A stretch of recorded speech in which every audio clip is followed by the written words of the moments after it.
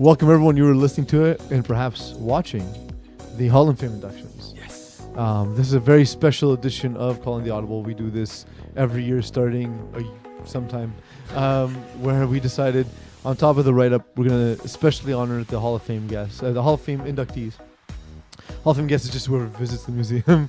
Hall of Fame inductees by talking a little bit about their career, their accomplishments, what they meant to FPF, and some stories because we actually know all these guys personally, yes. Right? So it's a pretty special year.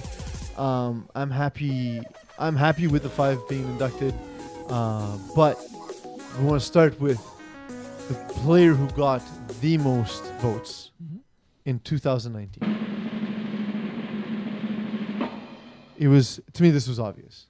It was going to be one person.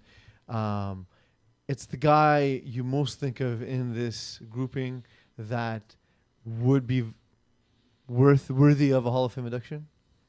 That's Vince Nardone. Yeah, it's amazing it took this long.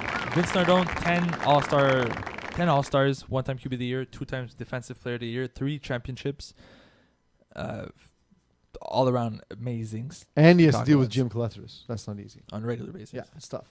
He finished first in voting with a weighted average of everyone of 8.78%, a full percentage point higher than person number 2, including 200 community votes. That's a lot of votes.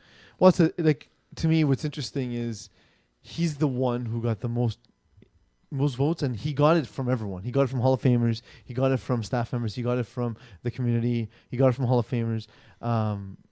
Vince Nardone, when you first meet him, you think he's a little cold, a little standoffish. You and I actually had a chance to play with him in the played with him. The tournament, the faded tournament. What was it? Winter tournament, fall tournament, Midnight Madness. It was fun. It honestly, I thought, man, when I got asked to play on the team, I was like, Vince looks so intense, whatever. But the guy couldn't have been nicer. Just a really good dude. I know when we did the Table of Terror, he did a side bet that resulted in him having his shirt off and having the team's name written across his chest, having to do an entire podcast that way. He's on the media team as well. Honestly, just overall a good dude and defensive mastermind. If you've played against him, I learned a lot about how to help quarterbacks, how to help teams in this division, in any division, especially lower divisions, based on what Vince Nardone told me about how he adapted his defenses and what teams can do to take things away. A lot of people now know Vince as a quarterback for Top Sauce in recent years, but he's been a player playing offense, defense as a receiver DB for a very long time now. A very, very good receiver DB, one of the best in FPF.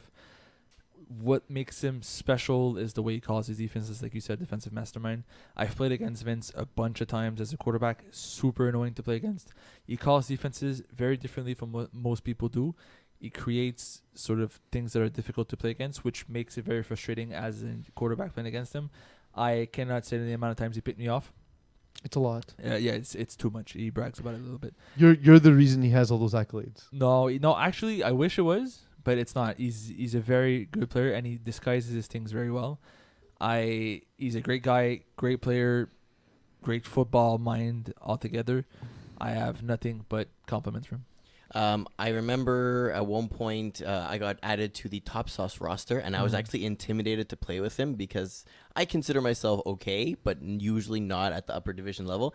And I remember at one point, he's calling the defense, and he looks at me and goes, "Are you okay with your guy?" And I said, "No." And he's like, "Okay." And he switched on the spot, called something different, and the whole stuff. He's just great when it comes to that. And his record shows for it. He's played 354 games in his FPF career, won 214 of those. Yeah. That's really good considering you're playing at the upper divisions. That's dirty. Yeah, it's a lot of wins. Yeah. So, with that said, congrats, Vince Nardone. Well deserved. Took too long, but happy you got there, buddy. Yep. Stay tuned tomorrow for the announcement for player number 2.